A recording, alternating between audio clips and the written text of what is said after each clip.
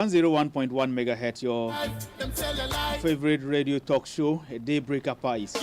You all come back. The show is being produced by Samuel Adagom, Gerald Asaki, Moses Appiah, and the good man himself, the only handsome Rasta man in the whole wide world. Doesn't want to be mentioned that way, but we have to give it to him. His dreadlocks befits him very, very well. Brakalala. This morning we're going to have an engagement with a team from CDD Ghana. They are in the region for something good, something positive for all of us. And the simmering tensions we have across the country need to be looked at with a more wider perspective. And that not just Ghana alone, it's a West African thing, it's an African thing that all of us have to give some spotlight with issues regarding conflict. And journalists have a very key role to play. And sometimes how we carve our stories, how we tell our stories speaks volume.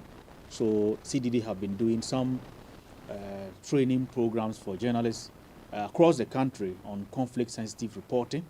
They are trying to see how best they can arm journalists well enough to position themselves very well in this area of a niche so that they are able to report responsibly to promote peace rather than escalating tension and conflict in our various communities. Our issues in the Upper East region here are not far-fetched. We know of the conflict in Boku and many land issues here in the Upper East region and in chieftaincy conflict lurking around. We need to handle some of these issues responsibly on radio and also in our news reportage. Recently, the Constitutional Review Committee tabled their report and also made some recommendations regarding local government that has strengthened myself and you, our community development. So the issues have come up with regards to how our local government system works with regards to development and accountability, among others. And so this morning we want to dive a bit deeper into it to understand how some of these things work and how myself and you can contribute to community development in our respective locations. There have been calls for MMDCs to be elected. What is it that myself and you need to know? This morning we have a senior programs officer with CDD Ghana, Paul Nana Kobina Mensah in our CDOs here. He has done a lot of work for us in the Upper East region and Ghana at large. He has come in here with our good friend and brother, Paul Sohini Salifu. He's a research analyst and manager at CDD Ghana Tamale office. Good morning, and welcome to Daybreak Upper East, and welcome to Bolga. Thank you, my brother. Yes. And thank you also for giving us the opportunity to join this live show. Yes, I hope you're doing well. Yeah. You joined the Upper East region? Yes, this is my second home actually. Because Nice of the one. GSF project we are doing, we come here every quarter. Yeah. Every 3 months we come here. Wow. So Bolga now is my second home. Wow. Since Bolga is your second home, you would have a lot to share with us about how we can handle some of the issues that I've mentioned with regards to sensitive conflict reporting. Let's start on that. Maybe some few minutes with that, then we can delve deep into the local government issues. Yes, so how concerned is it for us as journalists in our reportage with regards to conflict here in Ghana?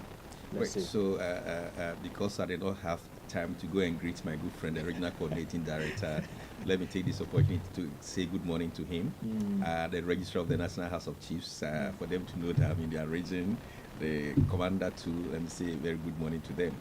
I believe I will see them this morning at the program at Premier Lodge Hotel.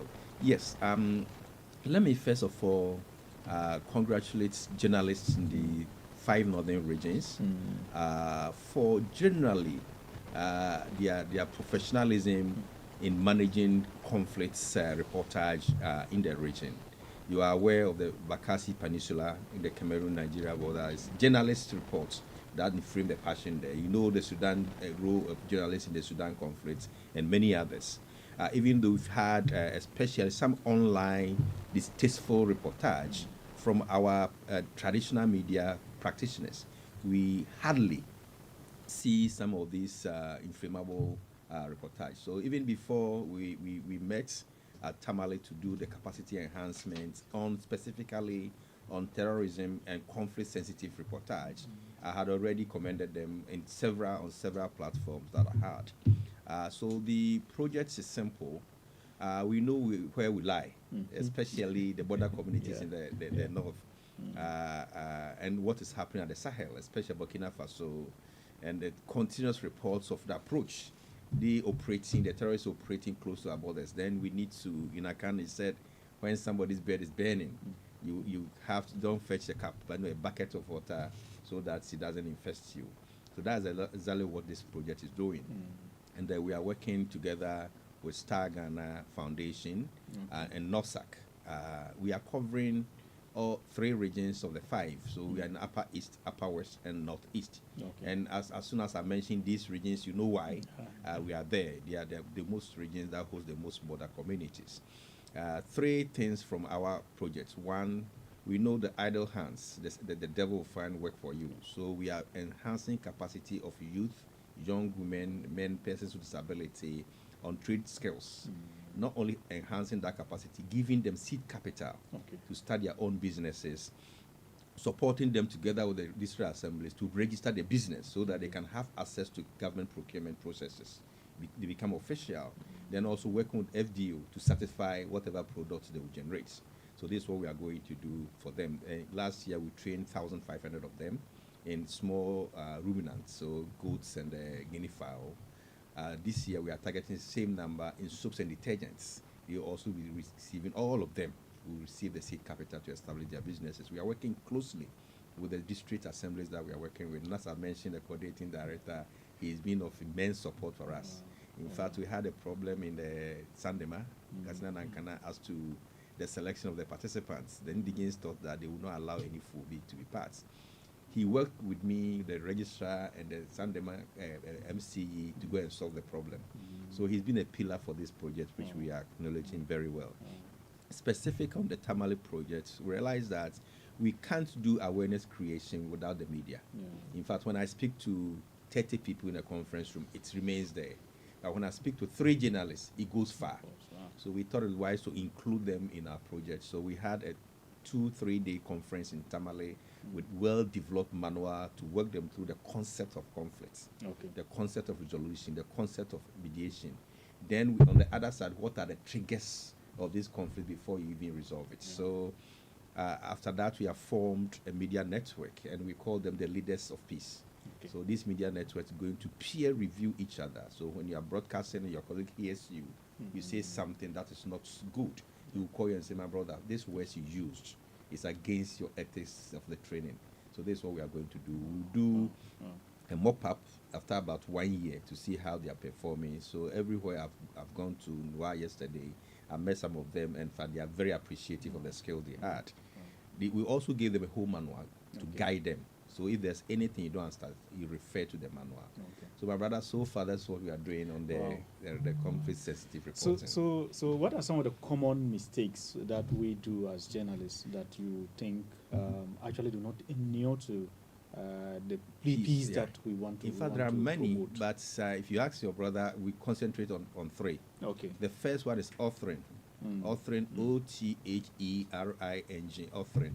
Authoring is posting or capturing somebody to a category that negates him. So, for example, these Fulanis, these Kusasis, these Mamprusis. The moment you author somebody, you tell the other group that they are nobodies. So you empower the other group to treat them anyhow. So authoring is one of the things that some journalists do unconsciously as scientists became hated. That's one thing that we shouldn't tolerate at all as journalists. And 2 is fact-finding. You hear the story, whether on Facebook or news, then you start, hey, it started again.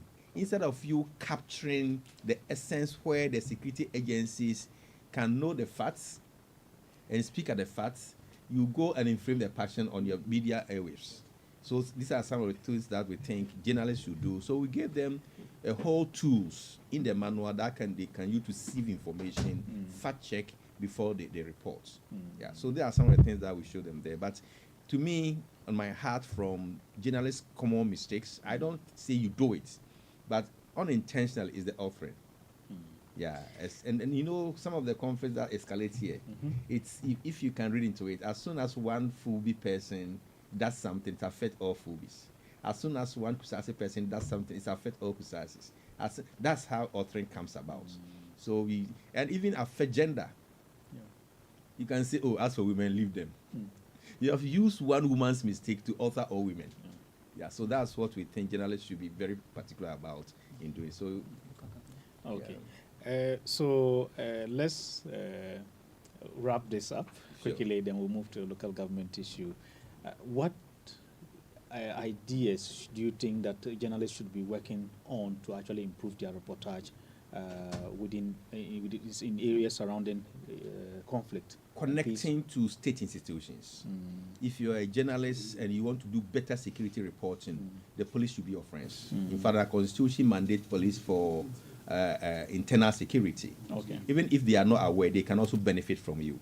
So they have to have a strong connectivity with state institutions, the National Peace Council, the Regional Peace Council, the Register of Chiefs. If there's chieftaincy issues, definitely the Register of Chiefs will be alerted. Okay. If you have even a glimpse of information, probably he's not aware, you're calling to him will let him verify what is happening and take a quick action. So the first thing every peace reporter must do in his region or district is connect strictly professionally with state agencies so that they have official information to report on, and they also become the eye of the state agencies when there are information that they are not aware of. And two is research and reading. Yeah. Research and reading. And there was a whole a day that we did on research and reading. You can't come and sit on your radio and giving. I told them something that we call pedestrian reporting. When you open the full line, excuse me, a market woman can give you information. A trotro driver can give you information. A young guy can give you information. Your value is the statistics you add to it. The statistics, the history. And your history can debunk the initial facts or the triggers. So every journalist, a peace reporter, must read, must research, and must connect with state agencies. Wow. I wish we had a whole day to talk about this particular issue that really connect with us here, especially here in the Upper East region. But time will not permit us to do so because we really have to touch on the local government issue that you currently have a training program on it today. Tell us about this training program and what exactly you would be doing.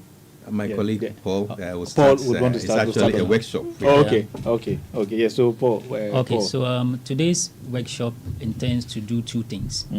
As our lead mentioned earlier, the first presentation we are going to be doing at the workshop will be the various calls that have been made by various stakeholders on how to strengthen our local government system, and also zeroing in on the recommendations by the Constitution Review Committee. There are 5 key recommendations to reform the local government system in Ghana, and then that will pave the way to also go in to understand what the citizens are also saying about what to do to strengthen the local government system to deliver the services they are looking for. Okay. So basically that's what we're going to do. And let me just let you in into a few of the recommendations of the CRC. Okay. So one of the key recommendations they are bringing on board is institutional reform. So one of the recommendations is to establish an independent devolution commission, which will be a central technical body that oversees the operations of all district assemblies in Ghana. And is going to be headed by a commissioner and 2 deputies with clear criteria as to who qualifies to be appointed. So we'll give more details at the workshop. And another recommendation is about the election of MMDCs on non-partisan basis. And with respect to the election of MMDCs, is proposed to be done in a phased approach. So we'll have districts that are described as voting districts.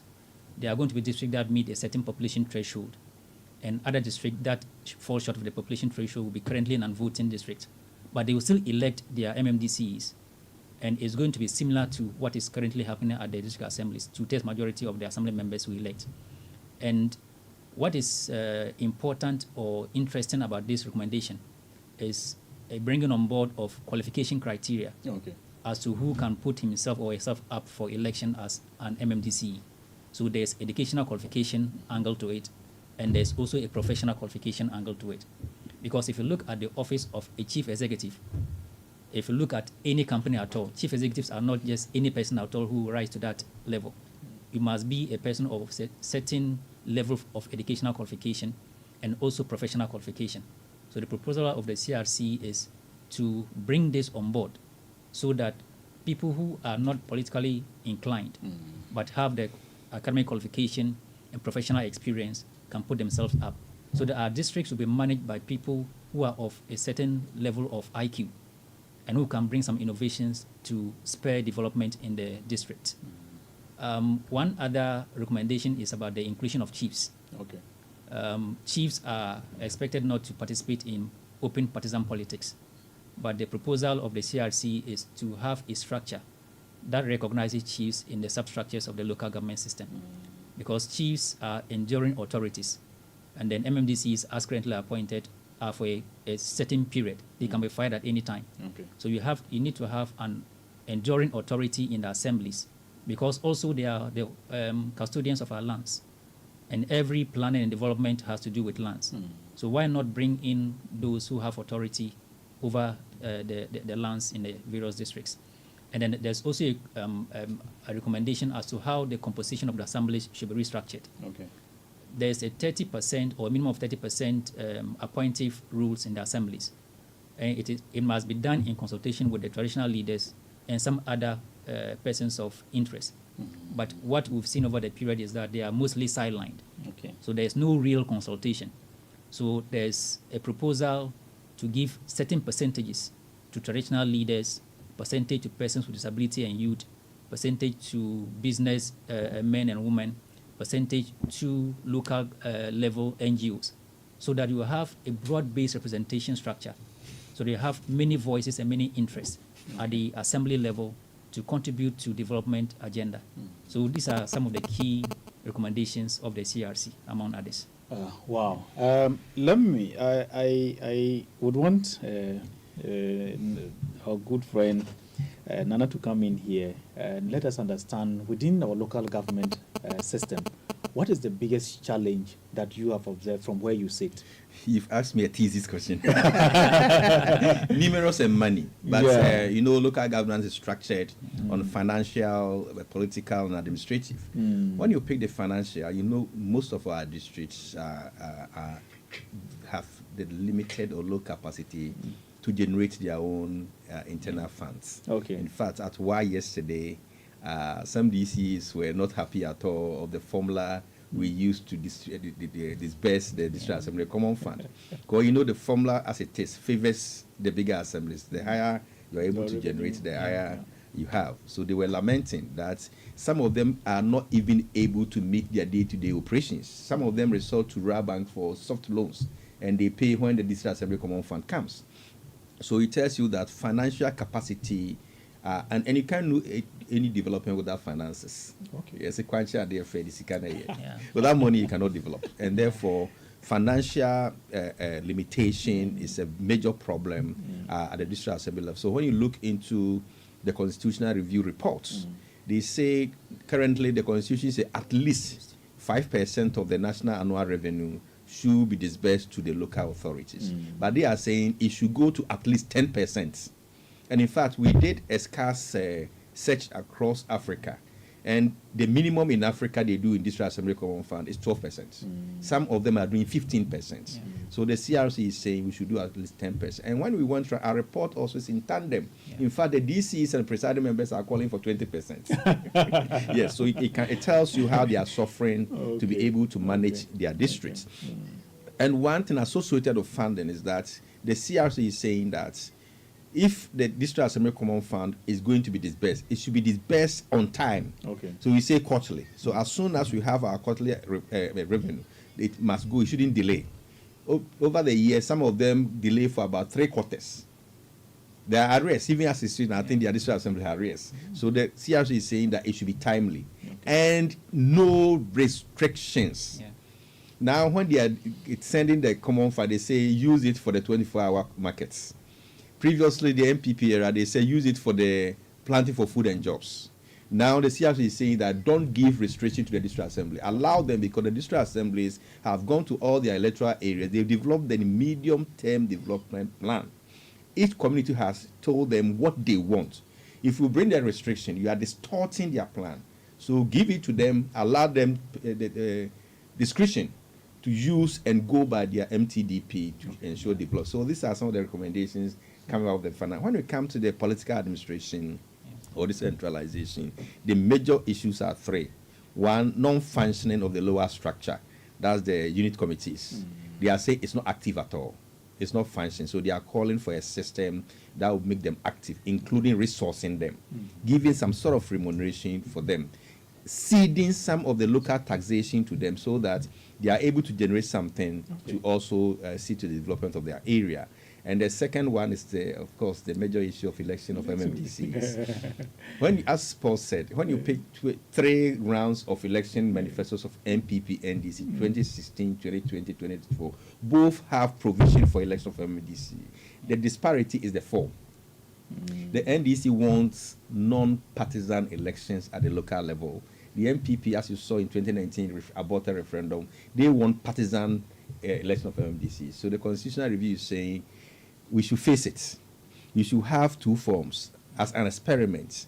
The cities or the MMDAs with the highest population will do direct elections, non-partisan. Those that do not meet the criteria or threshold that the Devolution Commission will establish will go through the old system. 2/3 of the people will elect their DCE. But when they come up with a bit of high population, then they join the direct elections. That's a recommendation I've given. Yesterday, and our report, the people at WA say no. You can't let a certain constituency or district do election and a certain are discriminated. If you are going to do election, it should be uniform. So that's some of the things that we want, because when you already have these ideas, when you meet the implementation committee, you are able to make informed input into the final agenda. So this is what is coming up at all. Then administratively. Sure. That proposal, what is your personality? I as a research institution, we base on our views, and don't forget to host Afrobarometer. So I will use Afrobarometer. I will use CDD Ghana did a survey in post-2020 elections, and we did the current survey. The stand of majority of population, about 75% of Ghanaians want to elect their MMDCs on non-partisan basis. So that is my stand. My stand is the majoritarian. You think that will be a panacea to the challenges? That's what citizens want. In democracy, you go by the majority. Yes, that's what the citizens want, and that's what the Constitutional Review Committee is saying. Other than then proposing a feast. Otherwise, the Constitutional Review Committee, the Afrobarometer survey, the CDD Ghana survey, and the current survey we did supports non-partisan elections at the local level. From where you sit, Paul, why has there been some delays in implementing the Constitutional Review Commission's report over the period? Are you referring to the current one? No, for the recommendations that we have had okay. over the so period. I think it basically has to do with political will. For example, in the early 2000s, when CDD started calling for the election of MMDCs, the government of President John Agyekum Kufuor made commitments to amend some portions of the constitution to allow for the election of MMDCs. But then that did not come to light before his end of tenure. So I think basically most of these recommendations are not realized or put into effect because of one, the lack of consensus on how it should be done. Okay. And also the not so strong political commitment to have it executed. Yeah. Wow. So do we have some of the Constitutional Review Commission's report or their recommendations that have been implemented and others that have not yet been looked at all? So currently, it's just the recommendations that were collated that they submitted to the president. I think coming up will be another committee. Okay. That is the Constitution Review Implementation Committee. Okay. I think my lead will talk more to that. So they will also go around, similarly like just as the CRC committee also went around to collate views. So their mandate will be how to implement the recommendations of the committee. So my boss can throw more light on that. The process is that when you set up a committee to review a constitution, there should be a white paper.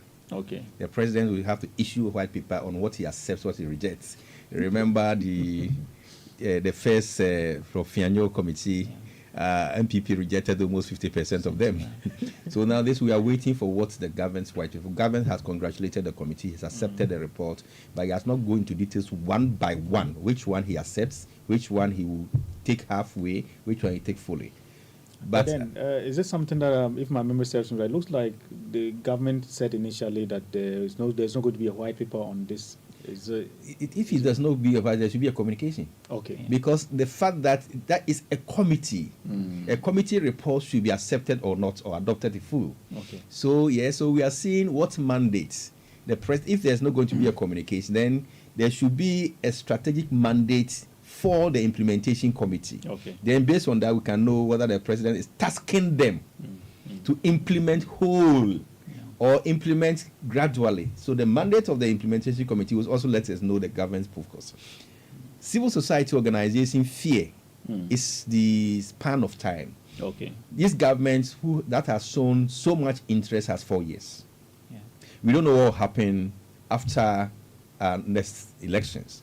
Even if the same government wins, so the next president succeeding President Mahama have the same enthusiasm. That's one aspect. Are we going to have the funding committed to the implementation? So there are so many questions here.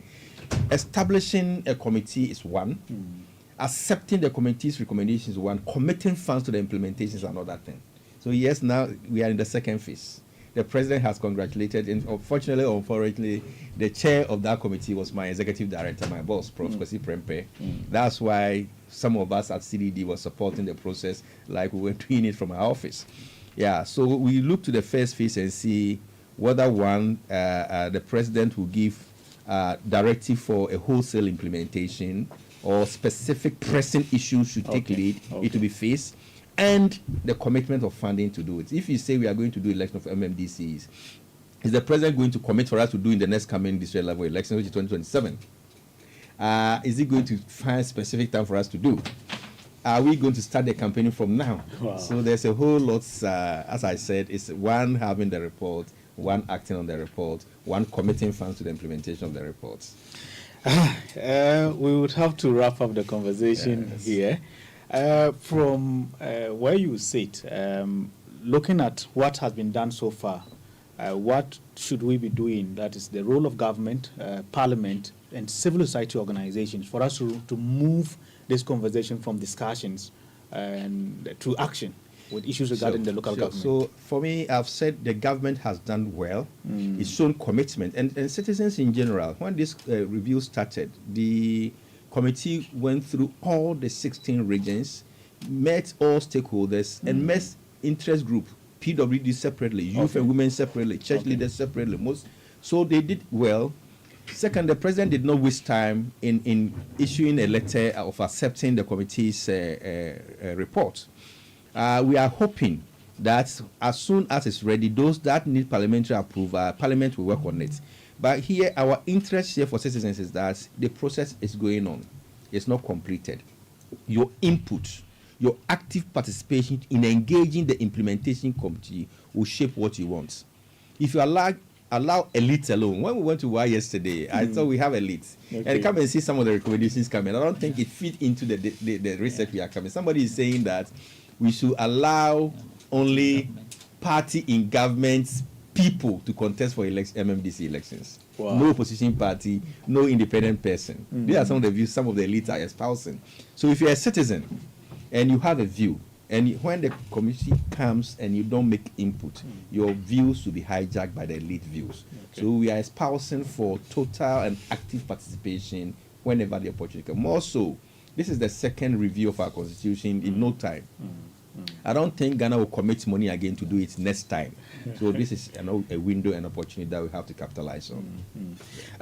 So just before we leave, Paul, do we have timelines for this engagement with various communities? So for our dissemination exercise, we are put ourselves into groups. Okay. So as we are in the northern zone doing the regional disseminations, we have colleagues in other regions also doing the same dissemination we are doing here. And when we finish with that, we collate the views we have received, the contributions from the various disseminations, put it together to beef up our report. Okay. Then we forward it to the CRC committee, which we further submitted to the president for action. All right. Thank you very much for speaking to us this morning. Nana, you would want to say something? No, thank you so much, and I'm always happy when I meet my media colleagues, because without you, our messages remain in our minds. So thank you so much for the opportunity. All right. Thank you very much. Thank you very much for passing through. So that is Nana Kobina Mensah, Senior Programs Officer at CDD. Senior Programs Manager. Senior Programs Manager at CDD. Programs Manager. Oh, okay. Yeah. Okay. But Congratulations. My brother has my old address, so okay. Don't worry. Thank you. He's also the lead of the security sector governance, local and urban governance. Wow. That oversees the research we are disseminating. Wow. Yeah. Wow. Charlie, you are a big man. You are a big man. All right. Thanks a lot for joining us this morning. I hope you are coming. Oh, yes. Okay, sure. All We'll right. meet there then. All right. Just Thank you 9 very o'clock. much. Yeah. Okay, so that is it. We're ending the conversation here, hoping that you continue to be an ambassador of peace, an ambassador of local government in your community and wherever you find yourself. So we see how we can put our hands on deck to continue the development initiatives the government is promoting day in, day out. Tell me where you gonna run go. Yeah, I be some here. Tell me please. Oh yeah. Tell me where we gonna run go. After making our motherland a better place to live. Tell me where we gonna run go. When them say we have to pay for the oxygen we breathe. Answer me now, Mr. Big Man. You know to say everybody want to go and go off for it. A simple life. It's all we want to live. Give me food, give me clothes, give me love, and give me shelter. Simple life. It's all we want to live. Give me food, give me clothes, give me love, and give me shelter. Yeah, wouldn't you hear me, please? This is when you sang me, I sing from the deep. Down in me, I tell me, I feel like the weep. Only but thing I go on where the people can't sleep, but the burn it and become your self-esteem. You are the one to make life easy, same you are make it harder. After everybody mash up and there is nowhere to scatter, tell me where we gonna run go. After making our motherland a better place to live. Tell me where we gonna run go. When them say we have to pay for the oxygen we breathe. Answer me now, Mr. Big Man. You know to say everybody want to go and go off for it. A simple life. It's all we want to live. Give me food, give me clothes, give me love, and give me shelter. Simple life. It's all we want to live. Give me food, give me clothes, give me love, and give me shelter. Well then, no for them sell out. Bun them sell out. Be selfishness, we see them sell out. Greedy life, them tell a lie. The truth they will always try to hide. Yeah, call a spread and don't call it a dagger. Living big at the expense of a brother. You don't have no pride, you think you rich, you is a robber. God never forsake the poor boy. Call a spread and don't call it a dagger. Living big at the expense of a brother. You don't have no pride, you think you rich, you is a robber. God never forsake the poor. Tell me where we gonna run go. After making our motherland a better place to live. Tell me where we gonna run go. When them say we have to pay for the oxygen we breathe. Answer me now, Mr. Big Man. You know to say everybody want to go and go off for it. A simple life.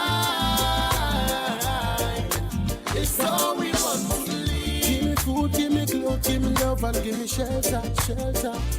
Simple life, it's all we want to live. Give me food, give me clothes, give me love and give me shelter, shelter.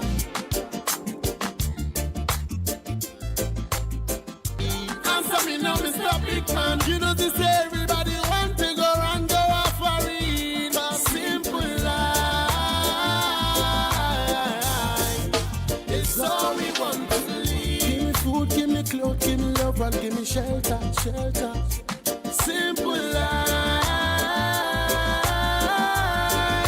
it's all we want to live. Give me food, give me clothes, give me love and give me shelter, shelter. Yeah, wonder if you hear me please. This is when you sang me, I sing from the deep. Down in me, I tell me I feel like the weep. Well, if I think I go on where the people can't keep, can't sleep, but the burn it and make up your stuff is speed. You are the ones to make life easy, same you are make it harder. After everybody mash up and there is nowhere to scatter, tell me where we gonna run go. After making our motherland a better place to live, tell me where we gonna run go. When them say we have to pay for the oxygen we breathe. Answer me now, Mr. Big Man. You know this, everybody want to go and go off for it. A simple life,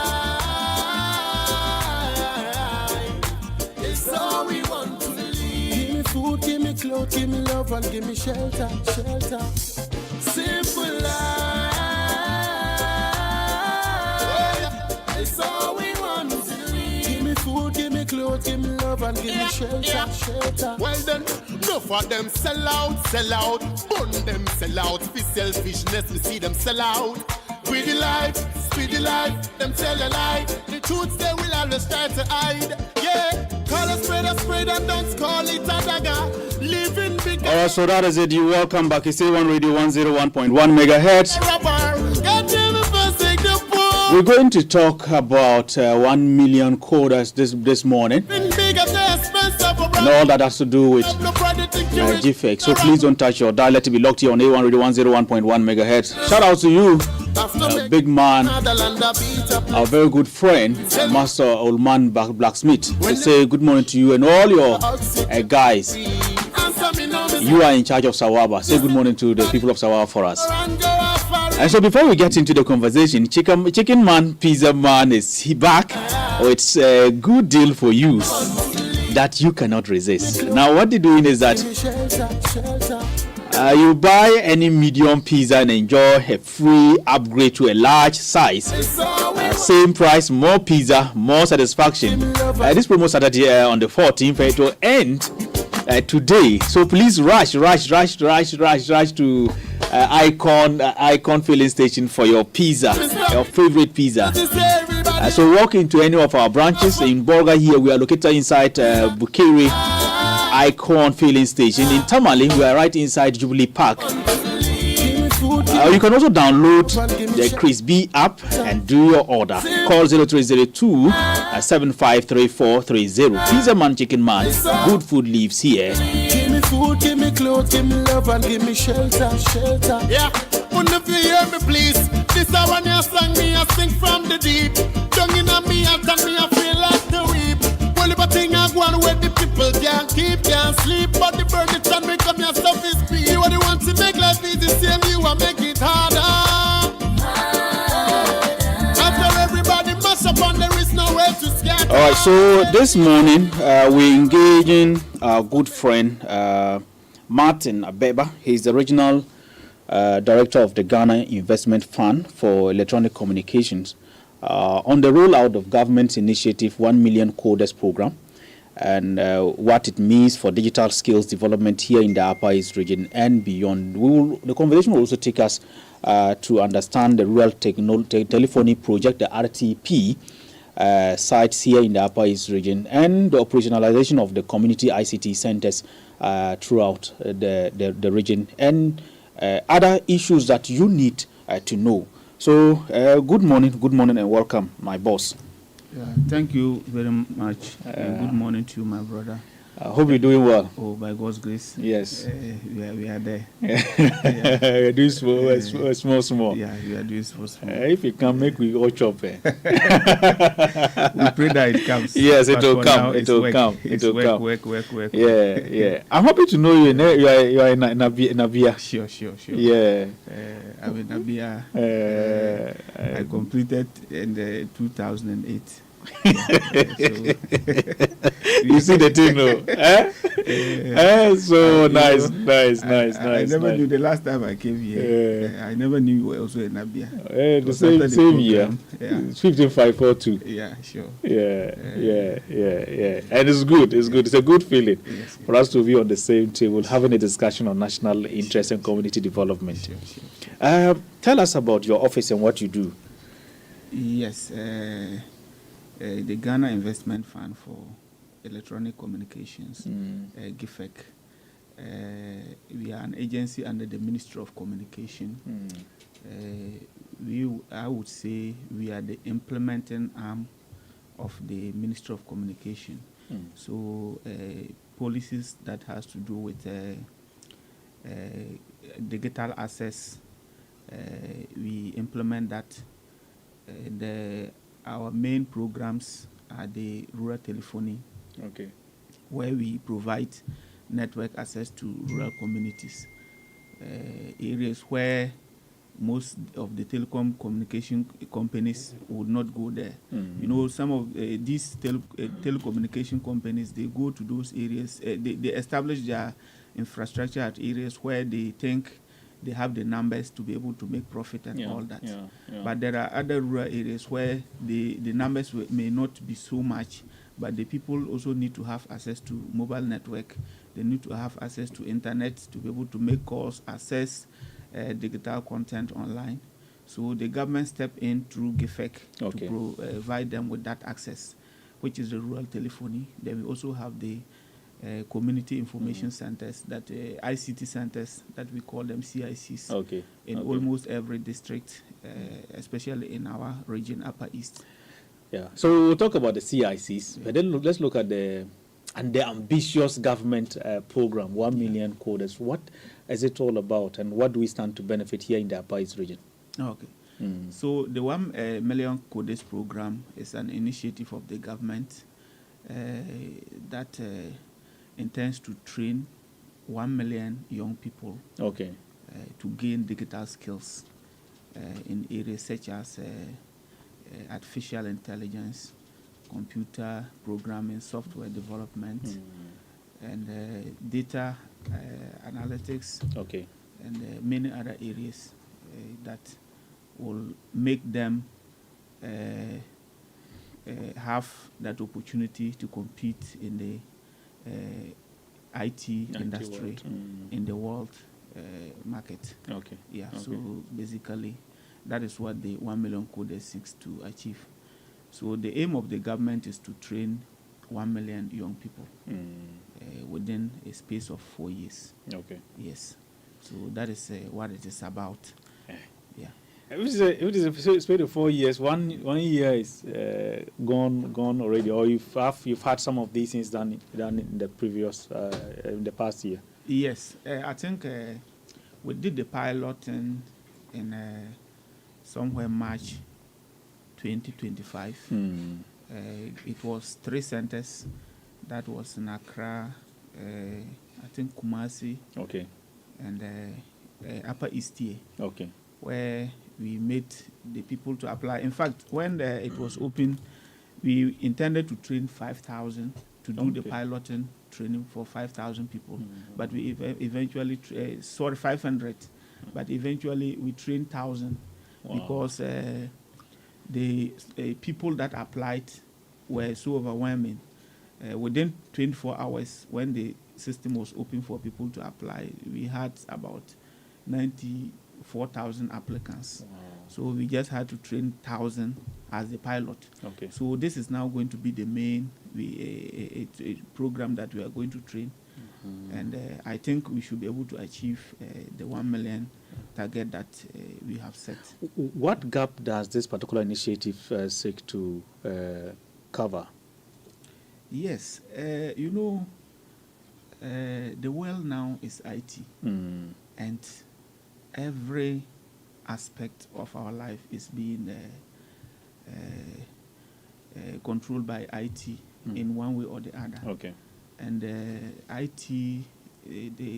skills in IT are in such a way that when people have them, they are not limited by geographical location.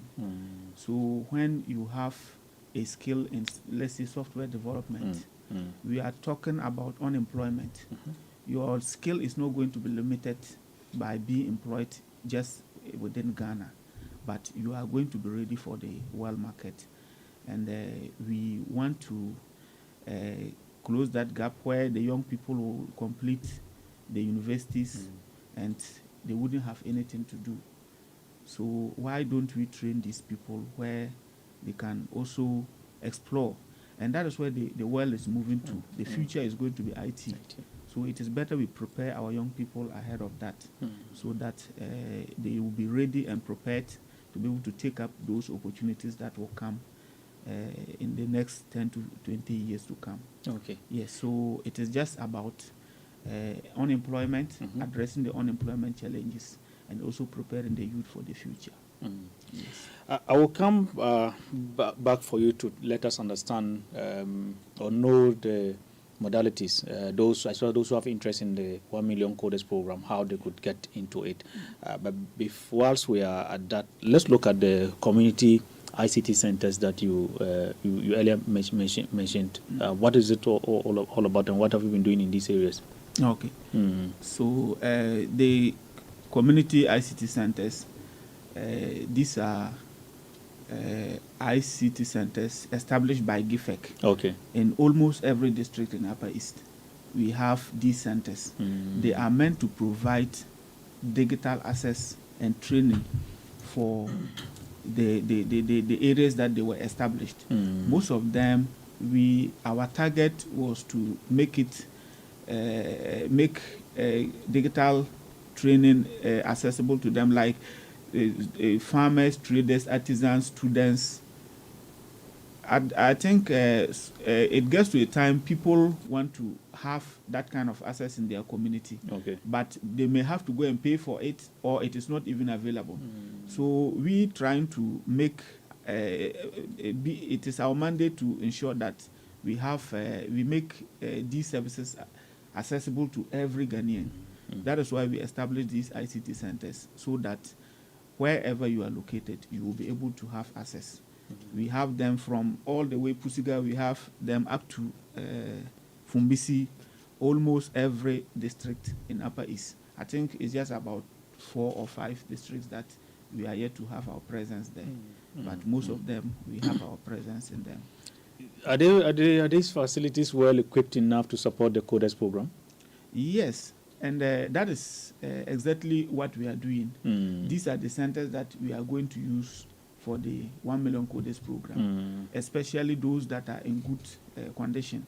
The last time I came here, I said I was engaging with other stakeholders, the MCs, the NDCs, the MPs, to ensure if we can renovate some of them. Actually, when I took over, most of them were in a very bad state. But thankfully, most of them have bought into the idea. I think Pusiga have finished their renovation. Navrongo is done. Fumbisi, they are also in the process. Chana Paga, they are also in the process. So most of our centers are the places we are going to use for the 1 million coders program. Areas where we do not have our presence there, then we get an alternative center to take care of that. Yes. So you're saying that almost all the districts you are present there. Yes. About 4 districts you are not there yet. Which districts are these? I think Bolga East. Bolga East, we don't have a CIC there. Binduri, Okay. Garu, Tempani. Yes, I think there are those we do not. What is the challenge? Like, we haven't established our centers there yet. Yes, it's a process. Okay. Yes, so all the time we try to expand. Yes, we started from somewhere and we have been expanding. So I know gradually we will cover all those areas. So are you working on working on that steadily to ensure that you get into these areas to have your offices established to support this program that you are carrying out now? Sure. What happened is that the 1 million coders program, it is not going to all districts as of now. Okay. Every region was given a quota. And I am happy for Upper East, we even got a larger quota. Wow. We were able to lobby to get 11 of our districts that will benefit from the 1 million coders. Fantastic. I think other regions even got 3 centers. But Ashanti region, for instance, they got 3 centers. Eastern region and others, they didn't get close to our number. But we were able to make a case that we have the facilities to be able to host the program. And our MPs also made a very strong case. And we are able to get 11 centers for that project. So these 11 centers, where our CIC is not there, we have been able to get alternative areas, places where we can host it. A place like Timpani, for instance, we don't have a CIC there, but we have been able to get a place in the Timpani Senior High School where we will host the 1 million coders program there. Garu, we have been able to get a place in the Garu Senior High School where we will host it there. Pusiga, they have a CIC, so we will be using that CIC for that. Okay. So that is how we are doing it. There have been some concerns with regards to the CICs, regards to your usage. How do you intend to ensure that they are actually they serve the purpose of which they are being created, and such that they are not underutilized even after the rollout of this particular program? Yes. So one of the main challenges when I took over was the staffing. Okay. The way our CSCs were being managed was that normally we get an assembly staff to take care of them. They were not being paid by GFEC, and they were mostly temporary staff. Okay. So you will see that the commitment is not there. But thankfully we have employed permanent staff for all the districts to take care of the CICs. So where we have our CICs, we have coordinators there who are now going to man them. So they will be in charge of this 1 million coders in the various districts. Okay. After the program, they will still go ahead to maintain the CICs. So they are effectively the CIC managers now. So I believe that problem will be a thing of the past. That problem will be a thing of the past. Yes, You sure about yes, that? Yes. So it was largely because of the staffing and all that. But I think that issue will be addressed. You earlier mentioned the rural telephony project. Yes. Tell us more about that. Yes. So when I came, Upper East, we had about 58 sites, rural telephony sites. So I went around, I did a site inspection, and the major problem was that most of these sites were established, but they were not integrated. Okay. So I got in touch with the relevant authorities, and I think they have just started integrating them. So they are doing it region by region. So most of the areas that were not integrated, very soon they will also be integrated, so that it will expand the access. So some of them will have they will see them our post there, but they will say our network is still not improving.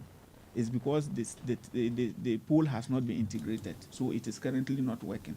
But those areas where the poles are working, they are enjoying a very good mobile network and internet access. Yes. Do you have your statistics with regards to the number of communities that have been connected so far? Yes. Those that are still yet to be connected? Yes.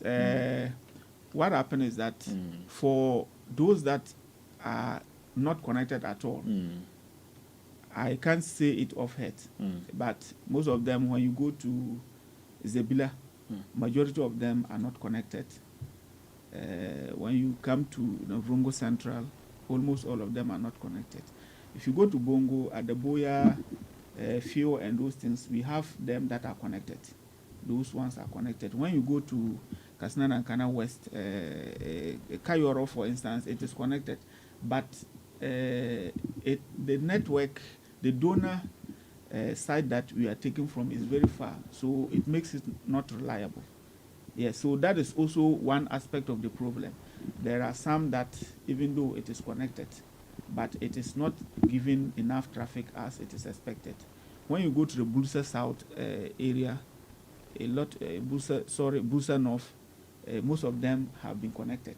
Snensi, Kaduma, and all those areas. We have some of them, most of them that are connected, even though we also have some that are not connected around that area, especially the Wega community.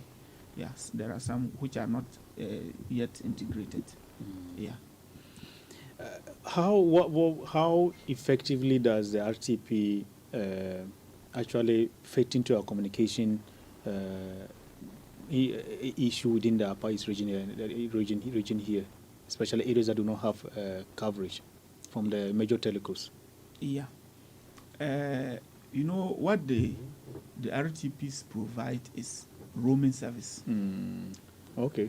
So Okay. that is what sometimes people don't understand. But when we go, we try to educate them on that. So when your phone is not set to go on roaming and you go to those areas, you wouldn't have access to network, because our RTPs are working on the roaming service, so that they use the nearest service that is available to enable you to have access to make calls and all that. So when your roaming service is off and you are on MTN, and say you go to an area where the nearest donor is Vodafone, and our RTP is providing that service, and your roaming service is off, it means you wouldn't have access. Yes. So it is about setting your phone to also be able to enjoy that service. So when you go to those areas where you do not have the network connection to be able to make calls, then you set your phone to roaming. Then you are connected to our RTP service to be able to make the calls. Yes, so that is how it works. So most of the cases, when you go, you realize that people have gone to a village and they said, for this place, we couldn't make calls. But when we go there, we train them on that to be able to set their phones. And when they do that, I think they are able to have access to make calls. So what kind of partnership are you in with the various telcos and institutions in this area? Yeah, so what we do is that we are helping them by extending their service to those areas. Far to reach. Yes. Yes. So our telephone, our posts act more or less like a repeater. So where their service has the limit, they will extend it. Yes. But when we take the traffic, we also take it through our own service. Okay. Then we give that traffic to them, the particular telephone MNO, then they will now do their billing. Okay. Yes. Okay. So you might see an instance where when you are using the RTP, some people will say that maybe their data has finished quickly or something.